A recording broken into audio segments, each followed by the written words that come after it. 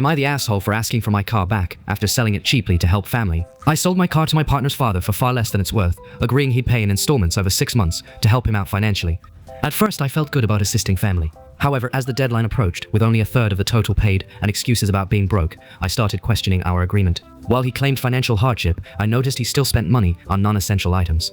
Now I'm left wondering if I should demand the car back if he fails to pay soon, even though he's family.